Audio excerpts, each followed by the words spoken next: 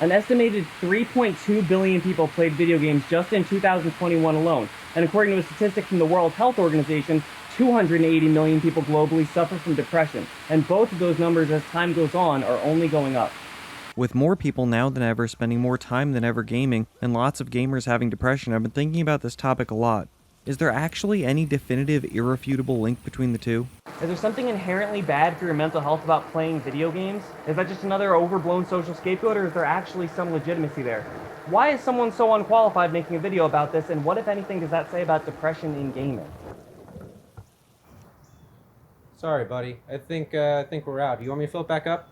No, that's okay. I think they get the idea. In a 2021 article on healthyplace.com, Tanya J. Peterson had this to say: video games and depression occur together in over a quartet of all people with gaming disorder.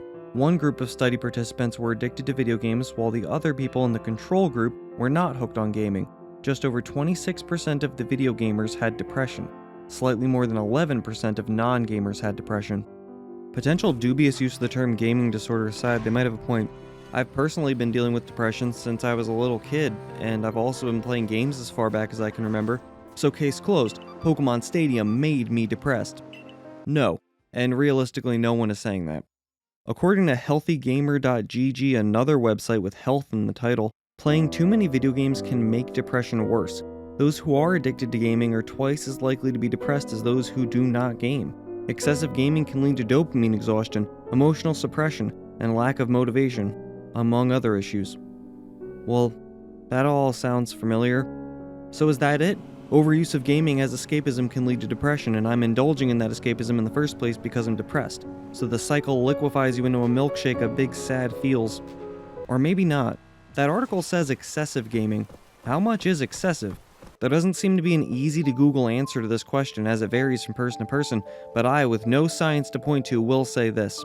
If you're blowing off all your personal responsibilities, you're not doing real life stuff, you're not sleeping or exercising as much as you should be, of course you don't feel amazing. But what part of that is specific to video games? You can do that by staying up all night eating, or watching YouTube videos, or looking up what kind of cancer WebMD says you have this week. So then why is the stereotype that you play a lot of video games you're a sad loser? Well, the way I play, there's definitely an antisocial element, and to be honest, I do use games as escapism from time to time. And if I spend all day gaming, I feel bad. But if I spend all day working on something like a video, I feel good. So, work good, games bad? But then why do I feel so bad if I miss my nephew's soccer game while I was at my actual job? I'm sure we all gain a huge emotional boost from productivity, but the feeling of missing out is there regardless of how I spend my time. And I've absolutely had moments where video games made me feel happy and fulfilled, or made me cry like a little bitch, in a good sort of way. There have also been times where I was grieving and miserable, and having something as immersive and enjoyable as a good game might have saved my life. And I'm not alone in thinking video games, just like anything else, in moderation can do more good than harm. An article on verywellmind.com says, a new report found mounting evidence that commercial video games, typically used for entertainment, could help alleviate depression and anxiety. It goes on to cite Glenn Platt, who says video games provide connection, a critical aspect of mental health, feeling like you're part of a community of like-minded people who value your participation and share your goal within the game. As sad as it might sound, some of us only really relate to other people through a few media. Maybe you've experienced this in other endeavors like playing music or a sport with other people physically there, playing online with people remotely, or just playing completely alone. I know that sounds weird, but in the same way watching a really engrossing movie makes you feel immersed and less sad or aware that you're sad, I get that much more easily from gaming. And sure, you could use that for evil. You could fall down the escapism rabbit hole, but again, you could do that with literally anything. Couldn't you? Why do you think people use video games as escapism? Because the world sucks. It's fun to run around and be a hero for a while, make cool decisions. You get to help this person out. You get to tell the bad guy to fuck off. Or vice versa if you're feeling feisty. If you were a lonely type of person at home and didn't have a lot of friends and you played a game, you could make friends through the video game. The characters in the game become your friends. You know, like if there is something that keeps a person going, like, you know, I kind of hate my life, but at least I get to go home and shoot someone in the face. You know, that's funny. It's all a person's outlet. Like, the only reason why, say, like, you're talking about video games, but when I think about gaming, I think about just trying to annoy people. because I very much find that enjoyable, but I don't get to do it in real life because it's horrible to just go and frivolously annoy people. However, that's totally kosher in the world of gaming. You can just find a niche where you're just annoying the yada yada out of people, and it's fair game. It doesn't matter, you know what I mean? You kind of get to tap into aspects that you don't normally get to, and I think that that is helpful in terms of curbing depression. Versus having to be present in a world that doesn't accept things you enjoy. I mean, real life is great, but it's hard to find the great sometimes, and when you're in a fantasy world, it's just right there, because you can do whatever you want, like bomb countries and kill people or grow magical plants, and there's just no consequences in real life. People play video games for lots of reasons. I feel like people who play an excessive amount of video games probably have some sort of mental health issues, but I don't know. I feel like sometimes the video games are causing the mental illness. It's not always an escape from mental illness. There's a lot going on. Anything can be used as a negative or as a positive. Sometimes like a level is like super scary, and you gotta keep playing it because I kept dying because I kept like getting scared and freaking out and just like smashing all the buttons. But like then you learn that like eventually you stop smashing all the buttons and you can beat it and then never have to think about that level again until right now. And like you're holding the controller and like you're literally figuring out physically how to specifically choose things to get where you're trying to go. I think it also because it gives you an example that in some capacity you are capable of doing that. So when your depression brain is like, you're capable of jack shit. You are the worst person who has ever lived. Go fuck yourself. You can be like, well, I beat the scary level in the video game, so there's a small % chance that like maybe your depression brain is wrong. Like I said before, like it teaches you that even if something sucks and is really hard, if you keep trying to do it, eventually you can figure it out.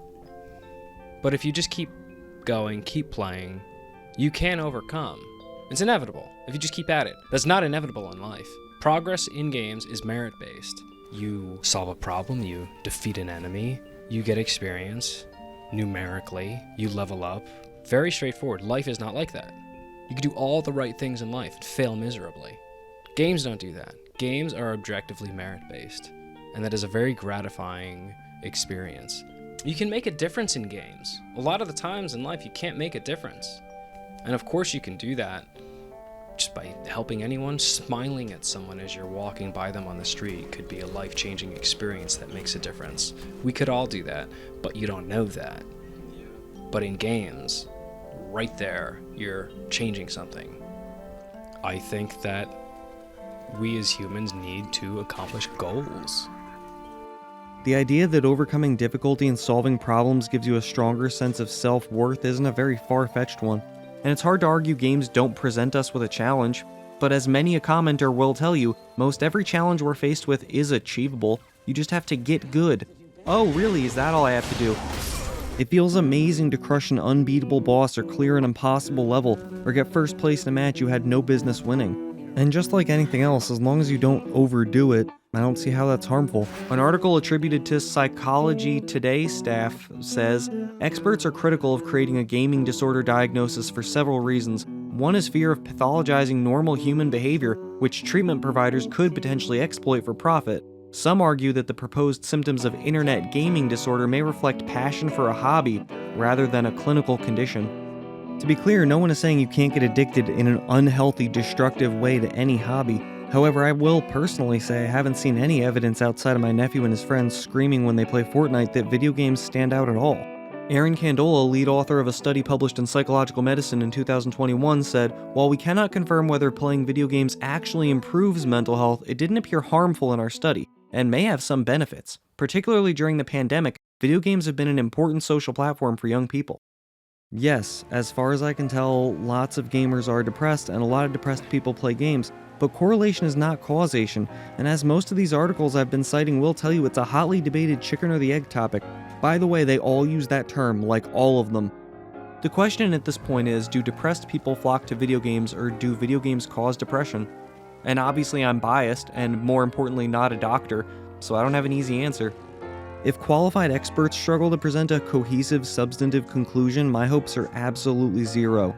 The best I can do is hope that someone feels some kind of comfort in knowing you aren't the only one who feels this way, or thinks about this kind of stuff.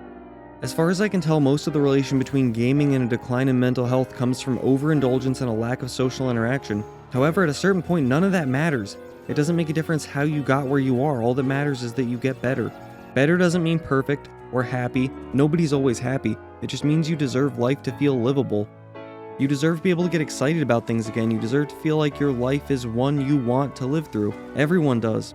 And that doesn't make you less significant. It's hard to believe, but everyone is actually very important. There's so many people out there that it seems impossible, but everyone is the center of their own little universe. That's just what consciousness is like. Some people suck, and to me they matter less. Some people rule, and to me they matter more, but everyone deserves the chance. Even you. The least you can do is put up one more fight for yourself, try to seek professional counseling, talk to a crisis hotline. Here in America, we have a national service made exactly for that. It's just 988 now. Like 911, but with 8s though. Shouldn't be too hard to remember. Reach out to your friends even if they don't text you first or you haven't heard from them in a while. If none of that's possible, find a hobby, get real dedicated and build some self-worth from your ever-increasing competence in that. Maybe just play a new game, but not for 12 hours a day every day for weeks on end. Because we talked about, you were there. Depression is a very real thing. It can be absolutely devastating and it doesn't make you a weak person for being brought down by it. All that matters is that this next time, you, like you always do, get back up, start a new game, and try again. Not literally though, it's just an analogy. Because of the video game thing. Are you doing monster or do I look super wet? Can't even tell. Oh, shoot. Do way longer. Well, yeah, you're closer, okay. Not literally though, it's an analogy. Because of the video game thing. Alright. Just hold off on the water. I'm gonna cut things into better pieces in the future. Krieger, this. I think that's the word. I have no fucking idea. I can't remember any of it. Again, where I wasn't ready for it, I'm sad. And they're mad at me. I'm just gonna hold myself. Is that okay?